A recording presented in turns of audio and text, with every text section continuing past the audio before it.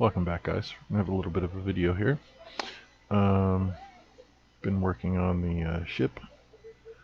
Some things have changed. I can now, in the editor, quickly set the thrust. And there's two colors there because now it recognizes boost thrust. Yeah, it looks weird in here because there's no environmental lighting, so you get this gray sort of sheen anywhere that the environmental lighting would have shown up. But yeah, so without too much ado, we're gonna launch here. Now there is another copy of this running. It's the server, and it has 12 bots, and we might see an error here. Nope, it worked. So we have player guy. That's me. I'm gonna set my color to a bright. No, we're gonna go to a red, a fiery orange. No, right up to fiery red.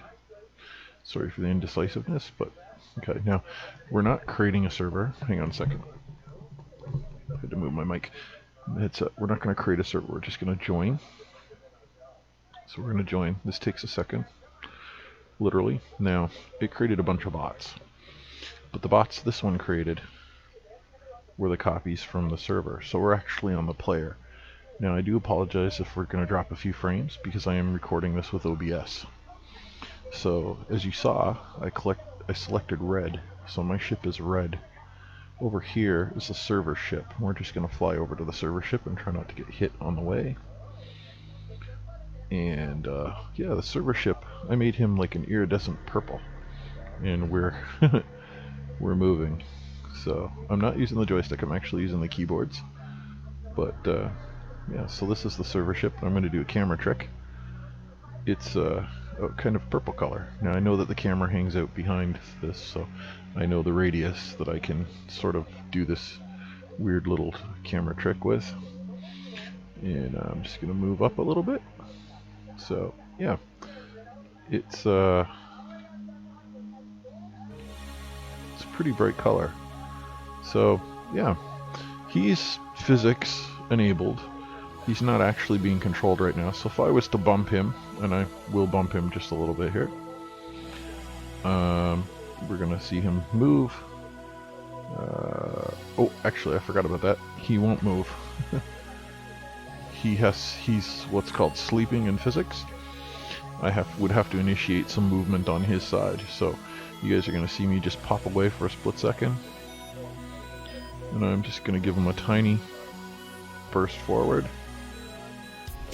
And then I'm going to go back to my OBS. Okay, so I'm back to us here. So he's drifting. There's not much he can do about it, but now that he's drifting, in theory I can bump him.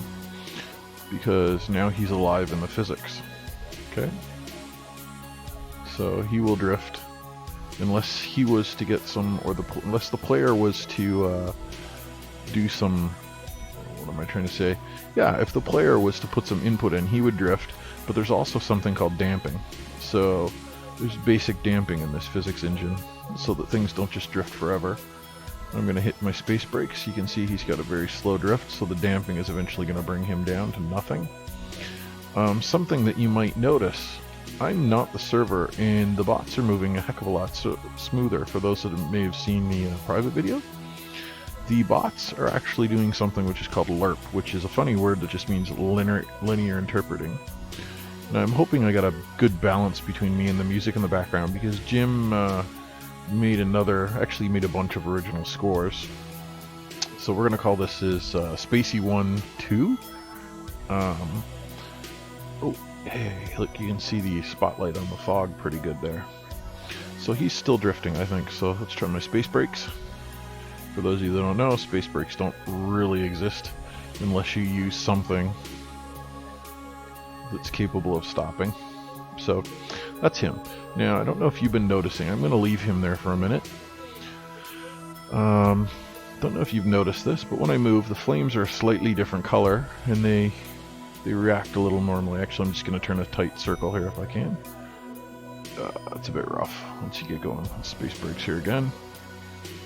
So boom. So the flames have this kind of violet, which I can tint, and that was that little thing at the beginning that you saw. I can set the tint color. There's a color when they're idling. Now there's a second color there, See if we can find where our buddy went. No, I probably lost him. It's too easy to get lost in this space. We know he was in the purple nebula, so if I get back over to the purple nebula, he's over here. But if you see, there's a kind of violety blue, kind of electric color to the thrusters now. Oh, there he is in the purple nebula. So there's kind of this violet blue. Now, if you look at these other things, that was the original color there. This sort of chalky white blue with a lot of white. You know, it's all right. It's a definite flame color, but I can tint the flame now. And the other thing we can do is I put a boost. So yeah, we can boost. We can move. We can actually move too fast for the environment because I don't have the walking environment set up yet. All that is that the environment bubble around the ship is fixed in space. It's kind of like these asteroids. So it won't move with the perspective of the player. So you could literally fly out of the universe. In fact, I'm going to do that just for a quick fun. Let's pick a direction. Let's fly at this planet. So we're flying at the planet. It just got quiet, so it tells me we're coming up on 4 to 5 minutes, because that's how long this track is. So boom, we just flew out of a planet. Space brakes. Now, what you're seeing here is the lighting rig. It's a funny texture that is a slightly blurrier and I don't know what the word is, overexposed version of the normal cube, but it's done as a panorama because it's part of the HDR lighting. Now, this is the outside edge of the skybox. Right? So we're gonna just fly along the outside edge of the universe here. You would normally never get to see this when the game is running. And yeah, so we're drifting past the edge of the universe here. Because normally we would never get this close to the edge. This visual trick would hold within, say, 20 or 30% of the position of the player. It would move sluggishly around the player to give a sense of motion. So now we fly in, we were moving very fast, because where we normally fly around is the center where all those sparkly things are. So let's boogie back to the center here. Here we go. I'm going to use some space brakes because we're going ridiculously fast.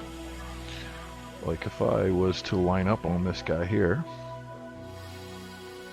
and boost at him, we can actually move him pretty good.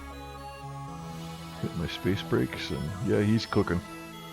He will actually eventually float off at that much speed. He'll actually float off into nowhere and could potentially cause an error at some time. So you have to do some sort of max. Oh, there's a good scene here of it boosting. See the little boost when you hit the boom. There's the boost. I'm hoping your guys' screen is picking that up. So 0 thrust, just at idle, and then jet, and then let's see if I can pull it over. Jet, and then boost. There we go. It's quite fast. The boost is approximately 3 times the speed, but it does have a decay, so it shuts down pretty quick. But yeah, the boost will let you get around pretty quick. Now you notice the camera does its best to keep up. It actually has an algorithm in it, this chase camera that's following us around. It has an algorithm in it to stay a particular distance, and I have to tighten that up, I think, for boost. But this is where the bots are. There they are. And a collision with one of them is about the same as colliding with a rock. They are the boss of their spot in the session. So, see, I hit him, but I'm the one spinning. So, and yeah, so this is what you can expect. Space junk, nebulas. The next thing I would like to do is using probably some, just to get me going, some sprites from Open Game Art. I will probably do some particle weapons and some stuff like that, and then I need to get some HUD stuff done. We need some navigational things, some things that show us where we are, and when I can figure out how I'm going to pass some of the other values. But most importantly here, we are the player guy. We are connected to the host If I wanted to, because of the script that I'm borrowing, I can right click them and I can whisper to just that. If there was more players, there'd be more listed. We haven't really said anything, so I can just say hi. Yep, there's hi in that chat history. I have to go over here and say, and I fired that back from the host. He's in the purple nebula here, so if he wasn't in permanent drift, we should be able to find him. If I just, oh, there we go. Purple nebula is on the far side over there, so let's boost a little bit.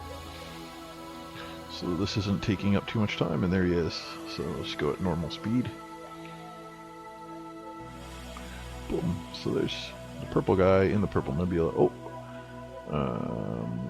I must have bumped him. Oh yeah, that's right. Anyhow, so I'm just going to stop here, let him move, and I'm just going to back up. I'm going to back up here for a second. Whoa! Bam. Just going to back up for a second and maybe slide a bit. Just shift a bit to the side and see if we can get kind of a view of all the bots moving. There you go. And that's the bots. If I'm here, there's 11 bots running. And remember, I'm remote. I'm the client. This is not even the server. And the bots are moving very smoothly. Very smooth indeed. Wherever... I don't know where the server guy is. I think he's getting bounced around again. Let me see. Purple nebula. Purple nebula. That's the outer. Oop. The purple nebula is over there, so he's over there. Or at least this is where he was. We dinged him pretty good, so he may have spun away. In fact, he's moving towards... Whoa. I have lost my... He's moving that way, I think.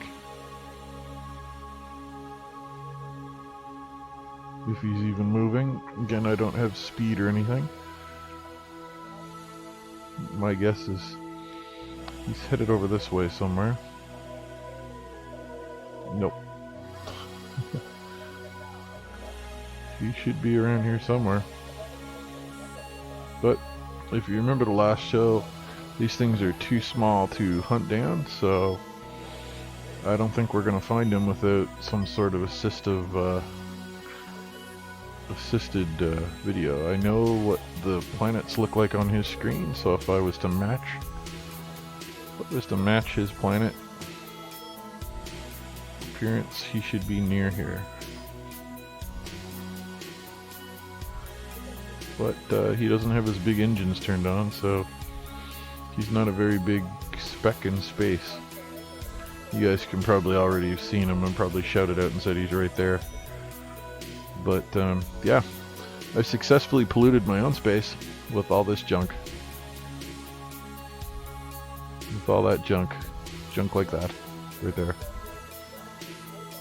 And big chunks of old planet, I guess, and asteroids, bigger junk.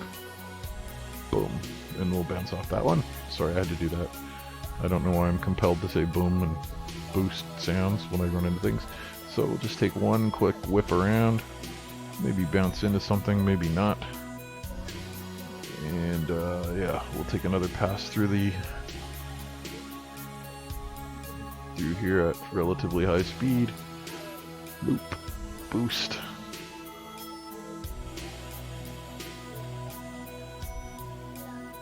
And as that winds down, we're gonna call this an end.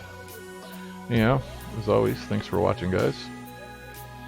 Hope you like this kind of video, and if you've been watching this long, I'd say you're probably interested. I'd like to mention that this is made with the Godot engine. It's open source, it's free. The artwork is made by me in Blender, Spacescape. Oh geez, a bunch of programs. There's a few things that have been pulled from Open Game Art.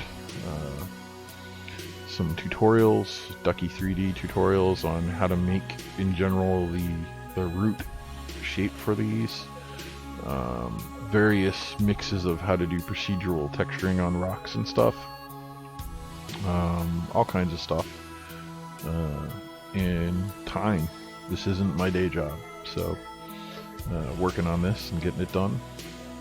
And hopefully this is the kind of thing that you guys like, and I'm hoping to have this somewhat playable. I would like to get it to the point where 4 people can play at once with, say, 12 bots, so that would leave 8 bots running around.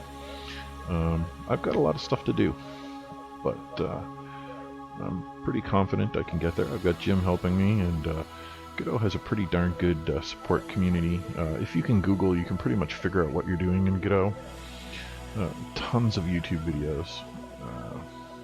Kids Can Code, that's a YouTube channel that can get you started if you're not into the coding.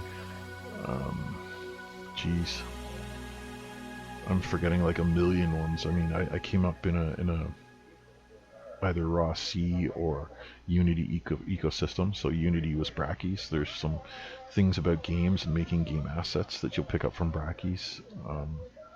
Oh my god, I'm forgetting so many things. I'm trying to remember the names of some of the Godot videos I watched. Jeremy. Can't remember his channel right now. Good grief. I'll be bad. I'll remember these all after. Oh. Yeah. Oh, Games from Scratch. That's one website and the guy. Oh,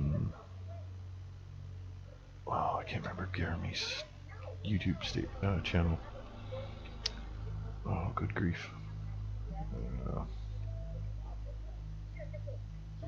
Darn it. Yep, I'm drawing a blank just because I tried to do something off the top of my head. At least you guys had something to watch at the time. So anyways, as always, thanks for watching. A big thanks to all the people that have produced free tools, that have put effort and energy into allowing people that maybe might not how to be able to afford a bigger tool, or wouldn't be able to build it all from scratch and still produce something. It's great to see that kind of thing, and you know, big thanks to them, because with my day job I would not be able to get to the point that I am now. And I try to keep my stuff free, open source, as best as I can when I'm using tools. So that's why my 3D app has been switched to Blender. A long time ago I used 3D Max and became allergic to their licensing. That's just my preference. Moved to Blender. Officially fully moved to Blender when 2.9 came out. Or is it 2.8? Yeah, 2.8. See? Shows how long I've been using Blender. Anyhow, I digress. Gone all over the place. Anyhow, thanks for watching, and don't forget to like and subscribe. Catch you in the next video. Bye.